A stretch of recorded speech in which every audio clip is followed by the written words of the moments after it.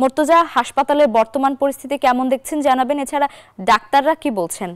Rajshahi medical college হাসপাতালে শীতজনিত রোগীর সংখ্যা বেড়েছে। বিশেষ করে শিশু এবং মেডিসিন ওয়ার্ডে প্রচুর রোগী ভর্তি হচ্ছে। বিশেষ করে যারা শিশু রয়েছেন তারা বেশি সংখ্যায় হাসপাতালে এসে চিকিৎসা নিচ্ছেন। বিশেষ করে হাসপাতালের 10 নম্বর বেডে 10 নম্বর ওয়ার্ডে 40 বেডের জায়গায় প্রায় 150 জনের মতো রোগী ভর্তি থাকছে। ফলে হাসপাতালের যে বেড, সেই বেডে কিন্তু জায়গা পাওয়া যাচ্ছে না। মেঝে এবং বারান্দায় বাধ্য হয়ে চিকিৎসা নিতে হচ্ছে। অভিভাবকরা বলছেন যে খোলা বারান্দায় চিকিৎসা নিতে গিয়ে তারা আরও ঠান্ডায় আক্রান্ত হওয়ার ঝুঁকির মধ্যে পড়ছেন। ফলে হাসপাতাল কর্তৃপক্ষের কাছে কিন্তু তারা বলছেন যে হাসপাতালের বেড সংখ্যা বাড়ানো হয়। এর পাশাপাশি মেডিসিন ওয়ার্ডে বৃদ্ধ যারা রয়েছেন তারাও ঠান্ডাজনিত রোগে আক্রান্ত হচ্ছেন। রাজশাহী বিভাগের বিভিন্ন জেলা থেকে আক্রান্ত হয়ে এই হাসপাতালে চিকিৎসা নিচ্ছেন।